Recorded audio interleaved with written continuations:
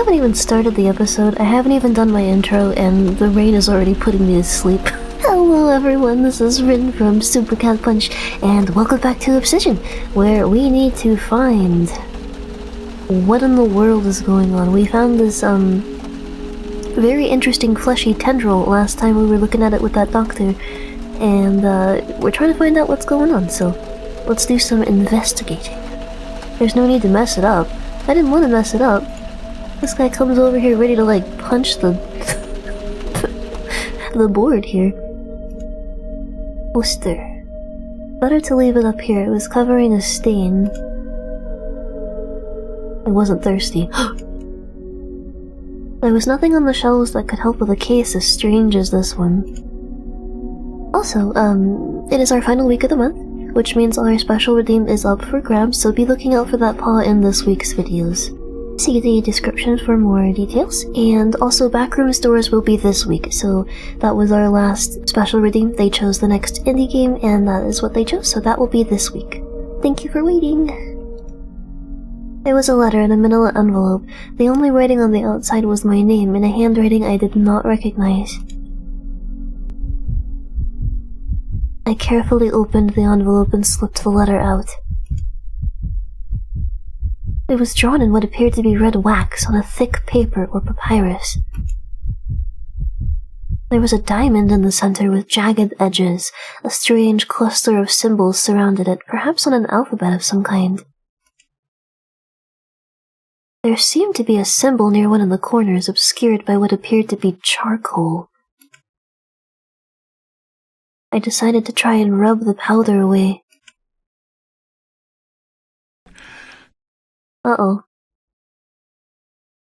Something had cut into me, but that made no sense. Uh-oh. I could now see a needle woven into the fibers of the sketch. Why had I not seen it before? I shook my head at my failure of observation. I was not repaying Luna's faith in me so far. I washed the blood away and folded the letter back up.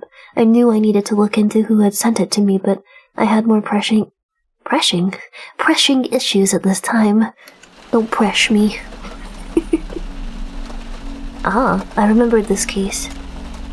Uniform responded to neighbors complaining that some teenagers were making a racket in the nearby house. They arrived to find Travis Thomas, 17, curled into a fetal position and whispering, "Take them, not me," over and over again. The strange thing was that Thomas had been partying with 4 of his friends, but there was no sign of them in his house. Thomas could tell us nothing. He just kept repeating that same phrase. We researched the place. Sure, we researched the place. Like most teenage Halloween parties, there was a Ouija board, and the teenagers had been playing Spin the Bottle at some point. The weird thing was that when Drummel and I arrived, the bottle was still spinning. It kept spinning as we searched the house, and it only stopped because Drummel put his boot on it. We never found the missing teenagers. Travis spent years in psychiatric care. He was eventually discharged in 1988 and promptly shot himself with his dad's .38 revolver. Oh no. The gun chamber was still spinning when they found his body. Oh no. I don't remember that story last time. Spooky.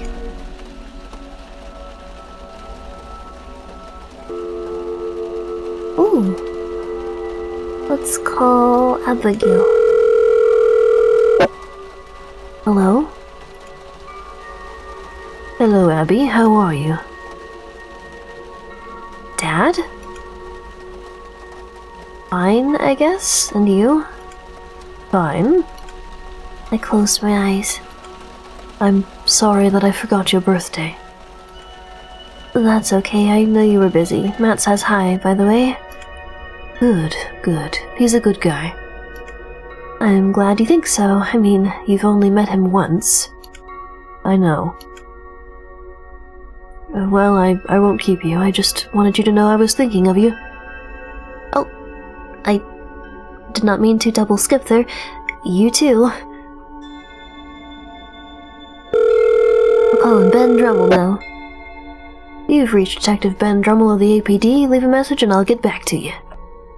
I still had Ben on my speed dial. I couldn't bring myself to get rid of it. Did he die? You've reached the office of Dr. Tamir Abdulov. I'm sorry I can't take your call. Please leave a message after the tone.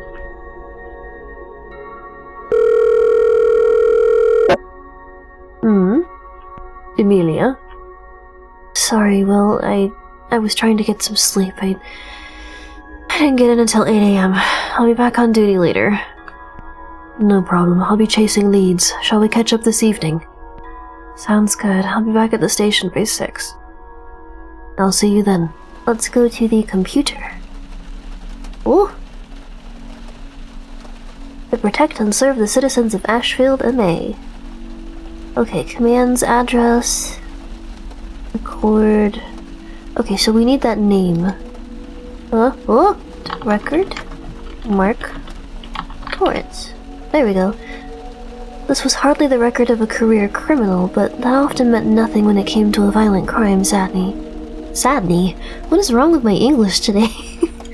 Well, what's wrong with my English any day, honestly.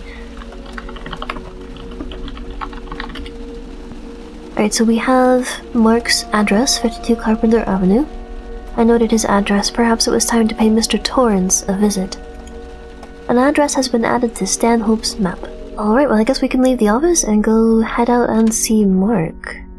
Stanhope can explore Ashfield using his map. Look at locations for a description and use locations to go there. Right, so we have Stanhope's apartment, office... Oh, the Starlight Gallery. Okay, that's already here. But... Oh, there's Mark. Okay. Have we been to Stanhope's apartment yet?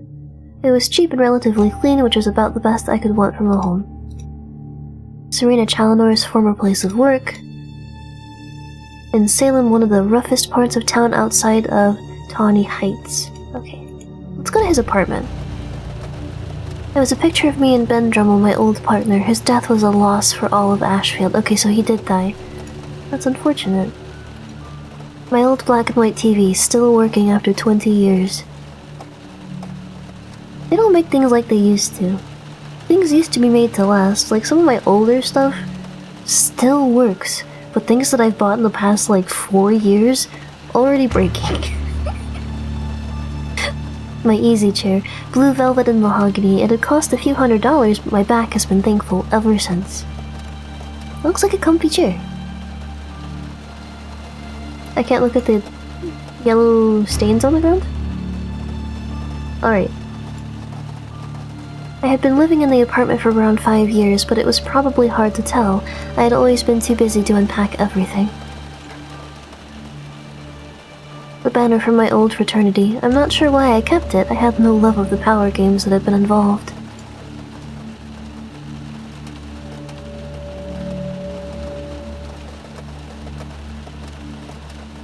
You know, a fraternity. I'm not, the most social of cats, so I missed out on that college word.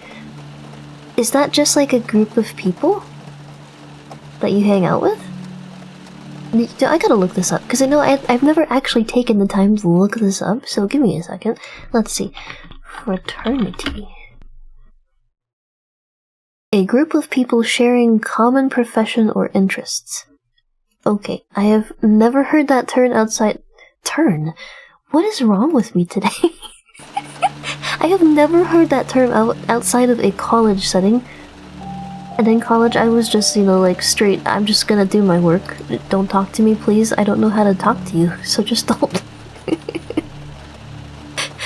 I definitely, I could do talking in, like, presentations and stuff, but when it came to social, I just was not very good.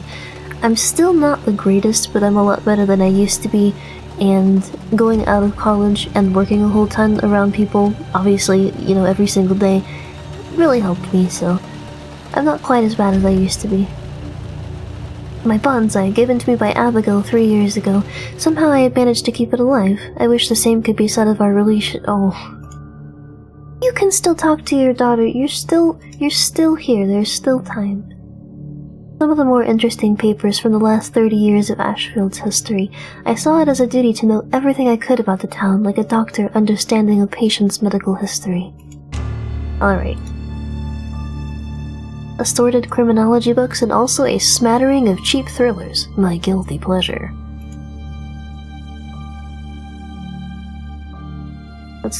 I didn't need the bathroom. I had barely eaten or drunk anything since yesterday. Alright, so we can leave his apartment. I think we'll go to Mark Torrance's apartment. I don't think we can do anything at the gallery right now. Mark Torrance's apartment block had seen better days. The place smelled of mold, as if it had been built from blocks of rot and bound together with misery. I like that description. That was nice. Piles of garbage and sad, broken, discarded things were scattered along the corridor. There was a garbage chute, but it looked like no one had been bothered to open it. What is wrong with me today? No one could be bothered with opening it. The door had to apartment 3. This was Mark Torrance's home according to the database, and the surly drunk in the lobby. If I remember correctly, he does not answer. Okay, yes. So let's knock on this door. I heard a curse from inside and then footsteps. The woman gave me a faint smile. Despite her stooped shoulders, she seemed to radiate calm. Ma'am? Yes, do you need something? I should tell you that I don't buy from the door. I'm a detective, ma'am. Will Stanhope. Can I ask you a few questions about your neighbor in number 3, Mark Torrance? Mark? She leaned back a little. Is he in some kind of trouble? At the moment, I just want to talk to him, that's all. Well, then, ask away. How long have you known Mark?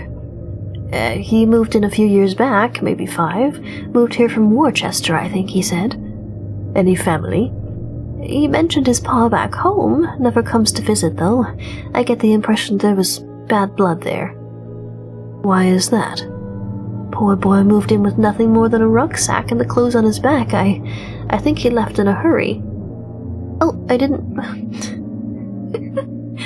Mister, I leave the mind reading to that woman with the stall in Wicker Park. You didn't ask him? She narrowed her eyes. Squint.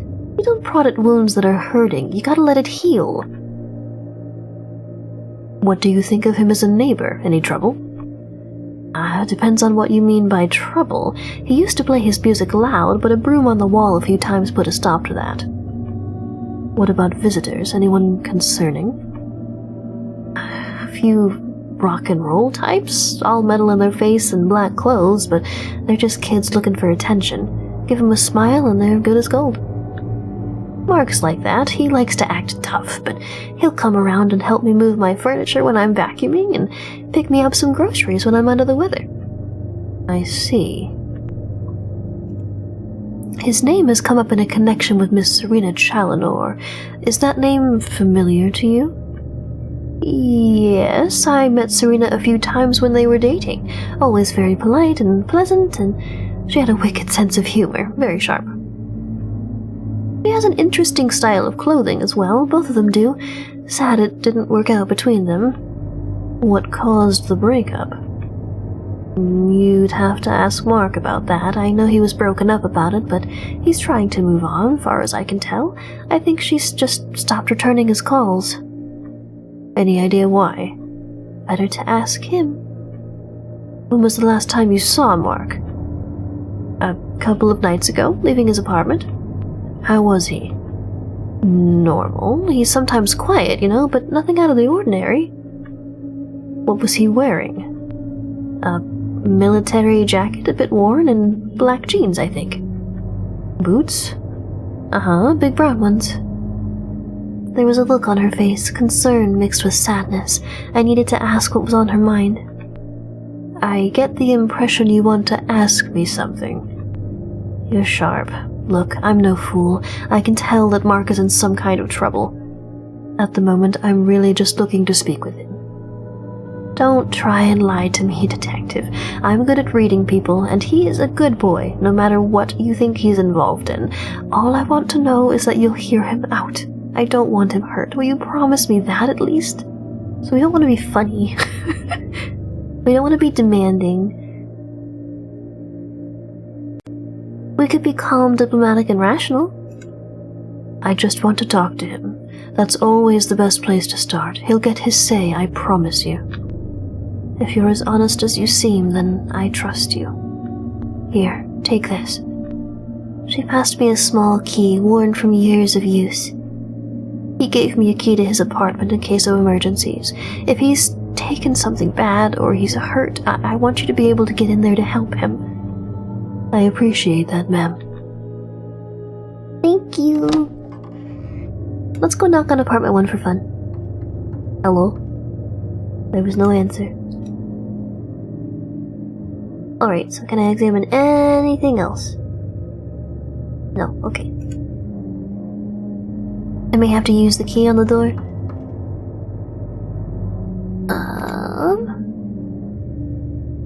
There we go, I just had to click out of the box. I can do this. I used the key to unlock the apartment door.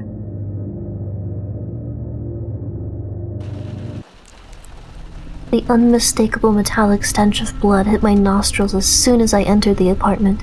Mark Torrence was nowhere to be seen. A trail of gore led towards the bathroom. There was a low, irregular rustling in the darkness. I slipped on a pair of surgical gloves and got to work. Alright, well, I would love to go through Mark Torrance's apartment. I remember this place. I do. I remember a couple of things that took me a while to find, so hopefully I will remember that for next time and not get stuck here for too long. But for right now, I hope I made you smile today, and I will see you next time. Bye! Bye!